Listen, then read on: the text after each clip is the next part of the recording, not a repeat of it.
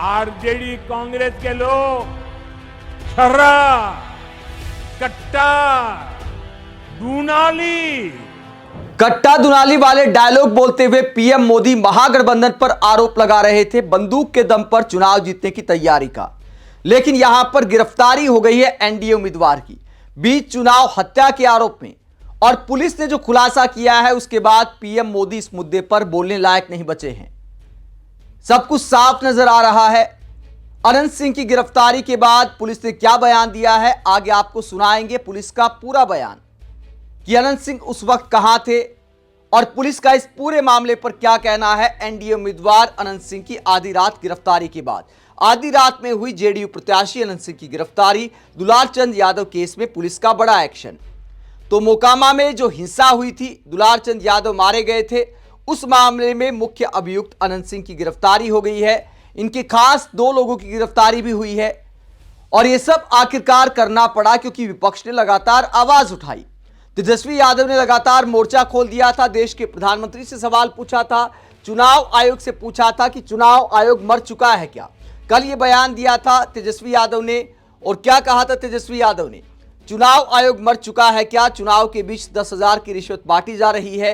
हार के डर से अपने संसाधन खर्च करने की बजाय बीजेपी इस बार बिहार को लूटने वाले ईडी के शिकंजे में फंसे भ्रष्ट डीके छाप अधिकारियों की मार्फत गरीब राज्य के खजाने से ही पैसा बांट रही है। चुनाव के बीच एनडीए प्रत्याशियों द्वारा दिन दहाड़े हत्याएं की जा रही हैं। नामजद हत्यारे थाने के सामने से गुजरते हुए प्रचार करते हुए नियमों की धज्जियां उड़ाते हुए सैकड़ों गाड़ियों की काफिले के साथ बंदूक गोला बारूद लेकर घूम रहे हैं और चुनाव आयोग की नैतिकता और प्रभुता को रौंद रहे हैं। चुनाव आयोग अपना लोकतंत्र का मृत्यु लेख लिखने में व्यस्त है। तो तेजस्वी यादव ने सवाल उठाया था कि चुनाव आयोग मर चुका है क्या। अनंत सिंह को लेकर कहा था कि नामजद हत्यारे जिनके नाम से एफआईआर दर्ज है वो थाने के सामने से गुजर रहे हैं और सैकड़ों गाड़ियों के साथ गुजर रहे हैं। चुनाव आचार संहिता का कोई मायना नहीं। अनंत सिंह जिस तरह चुनाव आचार संहिता को रौंद रहे थे, हत्या के जिस तरह आरोप लगे थे, जिस तरह चश्मदीद सामने आए थे, उसके बाद कुछ बचा नहीं है कहने को। और गिरफ्तारी के बाद विपक्षी नेता लगातार सवाल कर रहे हैं। चुनाव आयोग की साख पर सवाल उठे थे। समाजवादी पार्टी के नेता पूरे मसले को लेकर कहते हैं बहुत देर कर दी हुजूर आते आते। जदयू एमएलए अनंत सिंह गिरफ्तार, हत्या के बाद 4 दिन तक प्रधानमंत्री और गृहमंत्री रैलियां करते रहे। उन्हें होश ही नहीं रहा कि उनके एमएलए ने हत्या कराई है। आज मोदी जी की बिहार में रैली है, सोशल मीडिया में मुद्दा छाया हुआ है। बाध्य होकर पीएम के आने से पूर्व गिरफ्तारी का कोरम पूरा किया गया है। तो ये आईपी सिंह कहते हैं चूंकि पीएम मोदी को बिहार में आना है, अब इस मुद्दे से नुकसान हो रहा था तो मजबूरी में गिरफ्तारी की गई है। वरिष्ठ पत्रकार रणविजय सिंह कहते हैं अनंत सिंह को गिरफ्तार कर लिया गया, लोगों के भारी दबाव और चुनाव में होते नुकसान को देखते हुए एक्शन लेना पड़ा। अनंत सिंह ने पिछले कुछ दिनों काफी उत्पात मचाया, कई पत्रकारों को बेइज्जत किया, कई पत्रकारों को धमकाया, आखिर में मर्डर के आरोप में गिरफ्तारी हो गई। तो रणविजय सिंह भी अनंत सिंह को लेकर सवाल उठाते और सवाल मीडिया से भी बनता है कि पत्रकार बेइज्जत होने के लिए ऐसे गुंडे टाइप नेता के पास जाते क्यों हैं। मनोरंजन के लिए, टीआरपी के लिए छोटे सरकार करके हाँ ही करते हैं। और अनंत सिंह ने इस चुनाव में पत्रकारों के साथ कैसा व्यवहार किया है, कभी किसी के सामने ही थूकने लगते हैं डस्टबिन लाकर, मतलब थोड़ा भी शिष्टाचार नहीं है, कभी धमकाने लगते हैं। एबीपी न्यूज के पत्रकार को तो भगा दिया। जब मतलब का सवाल किया गया कि मोकामा के लिए आपका विचार क्या है, आपका विजन क्या है, कहते कोई विजन नहीं, जाओ यहां से, पैसे लेके आए हो। समर्थक धमकी देने लगे कि वीडियो डिलीट करके जाना, मतलब साफ तौर पर वीडियो में दिखाई दिया जिस तरह एबीपी न्यूज के पत्रकार को भगाया गया था, बीच इंटरव्यू धमकी देकर भगाया गया था। तो क्या एनडीए उम्मीदवार के ऐसे व्यवहार को लेकर नीतीश कुमार से एबीपी न्यूज ने सवाल पूछा अपने पत्रकार की बेइज्जती पर। अगर तेजस्वी यादव का उम्मीदवार ऐसा करता तो जंगल राज की बातें की जाती। यहां पर एनडीए का उम्मीदवार पत्रकारों को भगाता है, हत्या के आरोप लगते हैं, लेकिन पीएम मोदी और नीतीश कुमार से एक भी सवाल हमारे देश के मेनस्ट्रीम मीडिया चैनलों ने नहीं पूछा। जब सोशल मीडिया के पत्रकारों ने सवाल उठाए और देश के प्रधानमंत्री से सवाल पूछे, फजीहत होने लगी क्योंकि सोशल मीडिया का असर भी बहुत ज्यादा है। बिहार के भी बहुत सारे चैनल हैं, तो चुनाव में अब प्रचार करना मुश्किल हो रहा था। ऐसे में विपक्षी नेता आरोप लगा रहे हैं कि प्रधानमंत्री का चेहरा बचाने के लिए आखिरकार चुनाव आयोग ने थोड़ी शर्म की है और अनंत सिंह को आखिरकार गिरफ्तार किया गया है।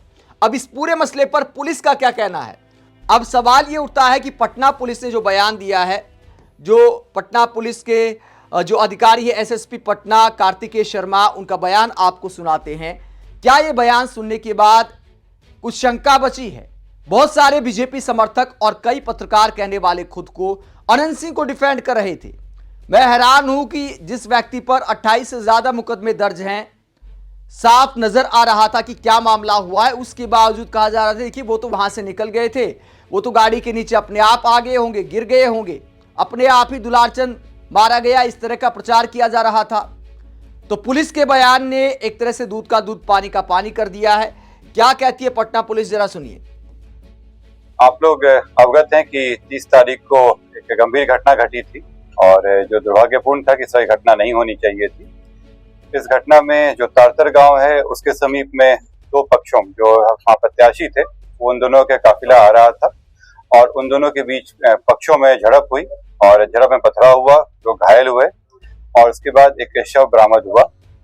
उसमें जो दुलारचंद यादव हैं, जो 75 वर्ष के रहने वाले हैं, उसी गांव के पास के रहने वाले हैं, गफूर में भी आपराधिक इतिहास रहा है, उनका शव बरामद किया गया। उसके बाद वहां पे दोनों पक्षों के द्वारा कांड दर्ज कराया गया। कांड दर्ज होने के बाद अनुसंधान प्रारंभ किया गया। पुलिस घटना की सूचना मिलते ही तुरंत पहुंची थी वहां पे और वहां से साक्ष्य भी इकट्ठे किए गए। घटनास्थल से कई जगह के फुटेज भी प्राप्त हुए, जिससे क्या घटना हुई है उसके बारे में कई जानकारियां मिली। लोगों के गवाह भी सामने आए और उनकी गवाही भी ली गई। साथ ही कल मृतक का पोस्टमार्टम कराया गया, उससे भी हम लोगों को अहम सुराग मिले। जो अभी तक के अनुसंधान में आया उसमें उससे प्रतीत हुआ कि ये जो घटना हुई है ये आदर्श संहिता का उल्लंघन भी हुआ है। इसमें ये एक गंभीर मामला भी था।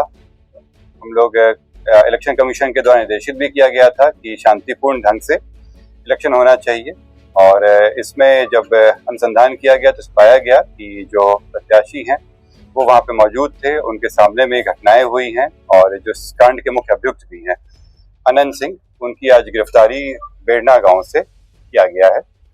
इसमें हम लोग को जो जानकारी प्राप्त हुई थी, इनके दो सहयोगी भी इनके साथ में थे जो उस घटना स्थल पर भी थे और उनकी भी गिरफ्तारी की गई है। ये दो व्यक्ति हैं मणिकांत ठाकुर जो नदवा गांव के रहने वाले हैं और दूसरा रंजीत राम जो लदमा गांव के रहने वाले हैं।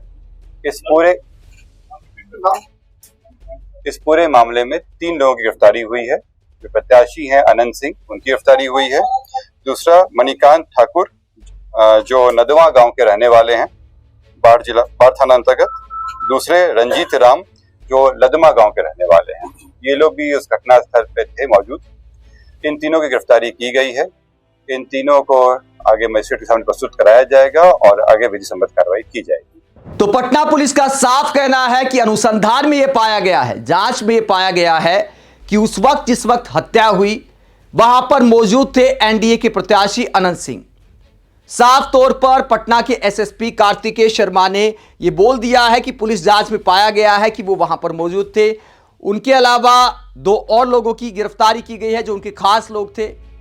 प्रत्यक्षदर्शियों ने पुलिस के सामने, मीडिया के सामने बयान दिए हैं कि अनंत सिंह वहां मौजूद था, उसी ने गोली मारने को बोला, गोली मारी गई और गोली आर पार गई है। गोली मिली नहीं है लेकिन आर पार गई है। पोस्टमार्टम रिपोर्ट में खुलासा हो गया कि गोली लगी थी। उसके बाद छाती पर गाड़ी चढ़ी, उससे मृत्यु हुई है। यह पोस्टमार्टम रिपोर्ट में सामने आया है। तो सब कुछ तो नजर आ रहा है। उसके बावजूद कई लोग इस मामले को लेकर अनंत सिंह को डिफेंड कर रहे थे, मानो दुलारचंद यादव अपने आप मारे गए हों। अब इस पूरे मामले के बाद, पुलिस के इस बयान के बाद कहने को क्या कुछ बचा है? क्या देश के प्रधानमंत्री अब रैली में बोलेंगे कट्टा दुनाली वाली भाषा? मुझे लगता है बोलेंगे, क्योंकि इस तरह की बातों से देश में क्या हो रहा है, बिहार में क्या हो रहा है, भाषणों पर कोई फर्क नहीं पड़ता है। सामने वाली जनता को मूर्ख समझ लिया जाता है। 20 साल पहले की सरकार के नाम पर डराया जाता है। वर्तमान में एनडीए के प्रत्याशी क्या कर रहे हैं उससे शायद कोई फर्क पड़ता है। आजकल शर्म लिहाज राजनीति में बची नहीं है। तो अब देखना यह होगा कि आज की रैली में पीएम मोदी क्या बोलते हैं। क्या इस बात के लिए माफी नहीं मांगनी चाहिए कि हमने गलत उम्मीदवार को टिकट दे दिया, शायद मेरी जानकारी में मामला नहीं आ पाया, यही बोल दे कि भैया मैंने गिरफ्तार कराया है, धन्यवाद ले ले इस बात के लिए। लेकिन कुछ होगा नहीं ऐसा, क्योंकि बोलने लायक बचे नहीं है इस मामले में। आप इस पूरे मसले को लेकर क्या सोचते हैं, कमेंट बॉक्स में अपनी राय जरूर दें। साथ ही चैनल को सब्सक्राइब भी करें। नमस्कार।